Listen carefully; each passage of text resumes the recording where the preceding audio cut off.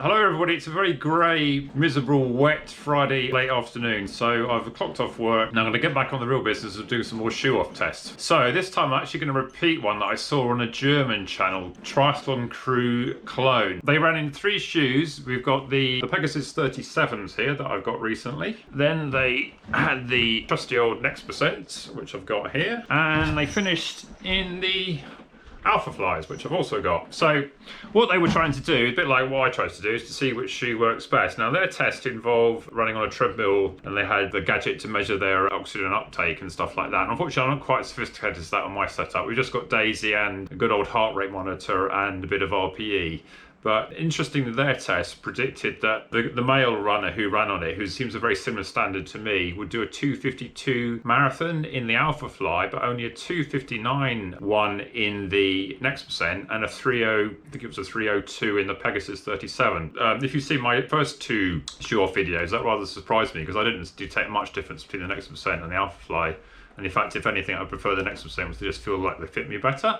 So I'm going to repeat their test, which involves running at 12 kilometers per hour for 5 minutes, having a minute off, doing 14k for 5 minutes, a minute off, and then 16k, and then in each of the different shoes with 10 minutes between the 3 sets. So I'm going to do a little warm up in the Pegasus 37 and then move into that one at 12 kph to see how we go with this one. They did their order Pegasus, then they went into the Next Percent, and then they went into the Alphafly.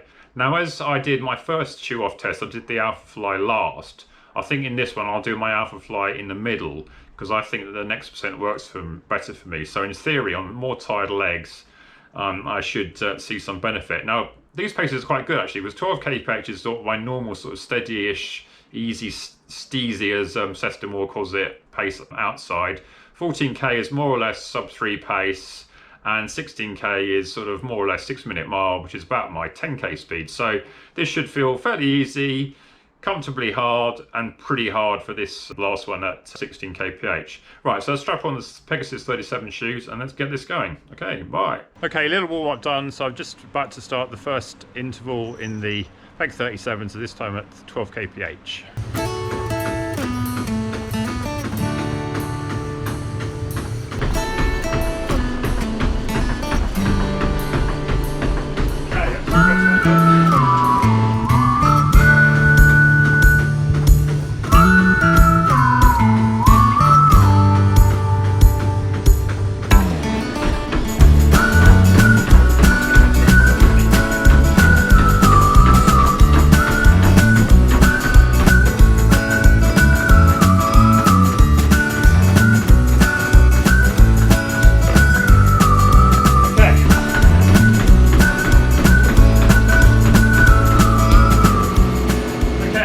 So,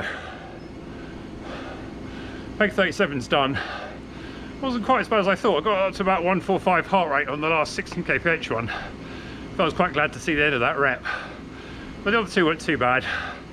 It's sort of like under 120 on the first one, low 130s on the second one, low to mid 140s on the third one. So, Alphafly next, in theory, should get a lot easier for now, shouldn't it? So as you might have saw in my last video, it was a long run test and we're having to really crank down these laces on the Alphafly. So much so that there's only, what, barely a centimetre of room there between the top eyelets, just to get some locked down. Those Peg 37s are actually in the narrow, so they actually fit me a lot better from a shoe point of view. So I've got all this, at least some widths of spare room there on the, by the little toes.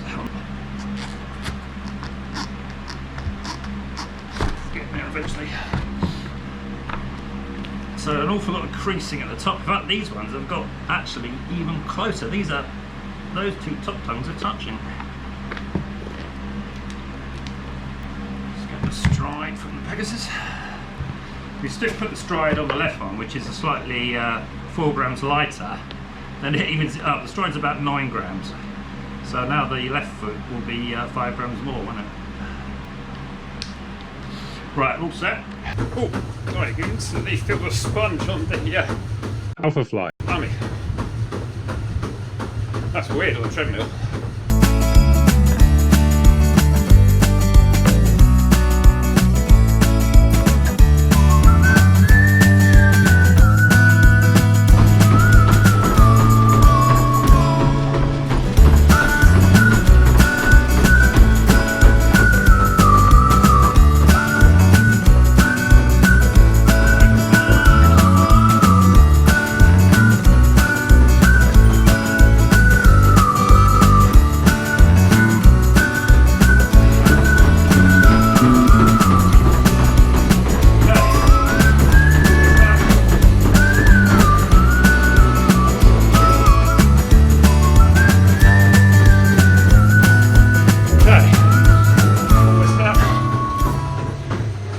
Right, so Alphafly done. Well, that was definitely a lot lower heart rate, I think by about 2 or 3 beats on each of them.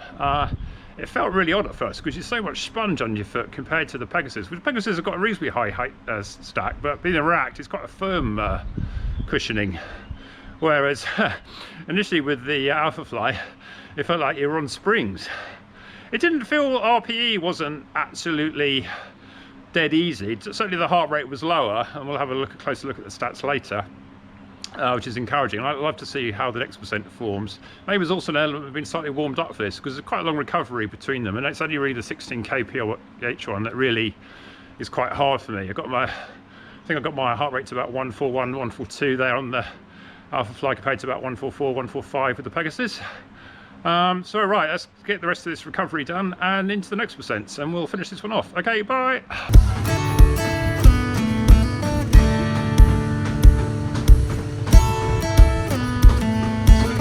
In the next percent than the Alphafly.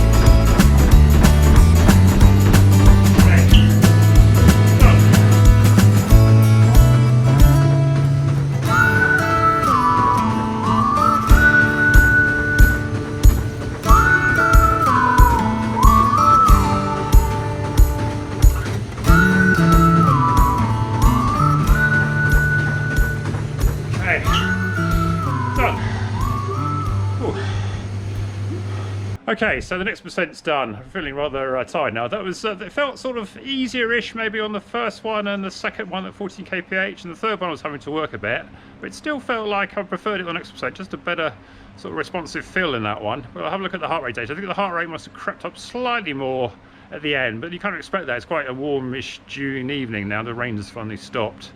So we'll get back indoors and get showered, have a look at the data, and see you later. Okay, bye. Hello, so we're back indoors again, and we've had time to digest all this data. So a quick reminder of what I did. 3 shoes, Pegasus 37, the Alphafly, and the original Next Percent. So I ran in each shoe for 5 minutes at 12 kph, had a minute's rest, went into 5 more minutes at 14 kph, another minute's rest, and then finished with 5 more minutes at 16 kph, and I had 10 minutes rest between changing shoes. So what do we find here? So in the Pegasus 37, which I did first, which is by far the least racy of the shoes, the heaviest shoe, it's obviously not a racing shoe. Well, the results weren't too bad. I thought I was going to struggle to actually get the paces all together in this one. But as you can see here, I've got 5 minutes. And these are the paces. Because we know what the kph is, the pace is obviously going to be identical. I've got average heart rate. I've got the maximum heart rate in each of the 5 minutes. And I've got the average of the last 2 minutes, which I thought might be more interesting. And we've also got power from the stride.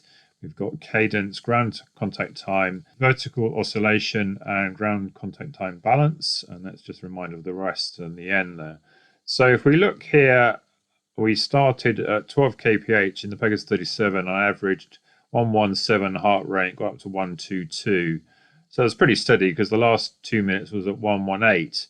Now, if you look at these ones in green, when I went into the Alphafly, I dropped to 1113 averaged, although the last 2 minutes was pretty similar at 117.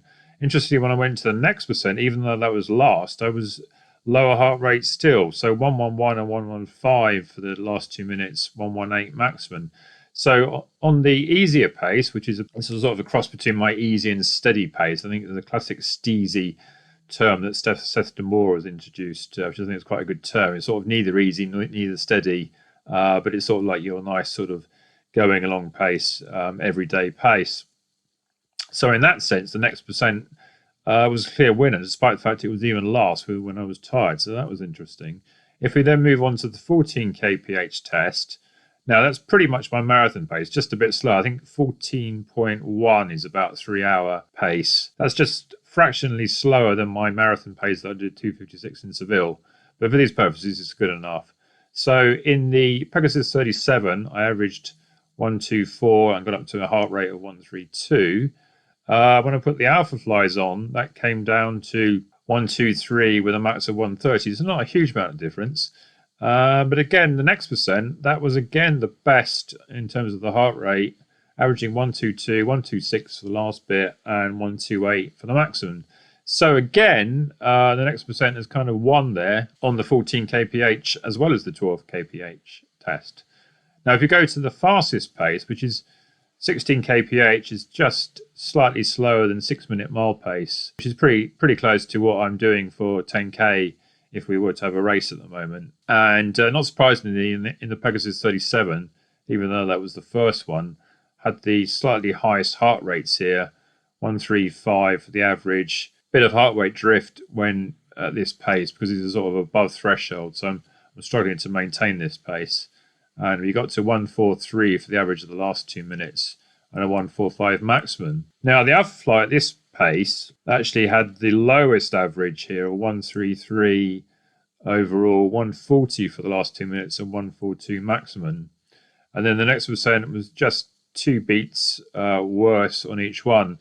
Now, on one thing, you might think the Alphafly actually won here, but I think you have to remember that I did this next percent one last, and I was already getting quite tired by then. So I think statistically, although yes, that's 2 beats more, I think physiologically there's probably not much in it. So I also rather thought, to me, that the next percent is working at least as well as the Alphafly, and a lot better. And I think these stats do rather illustrate my point, which is completely contrary to the Triathlon Crew Cologne's findings, which I based this sort of test protocol on, where they had the Alphafly with a prediction of 2:52 marathon. I'm not entirely clear how they actually arrived at that figure, but it's interesting nonetheless. But it was significantly quicker than the next percent estimation of 2:59 for their model male runner, with the Pegasus only slightly slower at 3:02.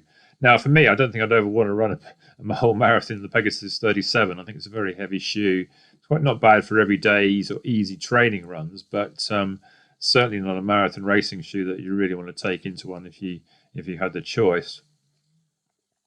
Now let's have a quick look at some of the other data. The power here, because there's no wind effect, they're pretty similar. There's slight variances, which is hard to explain. The most amount of power was seen actually in the next percent on the 16 kph one.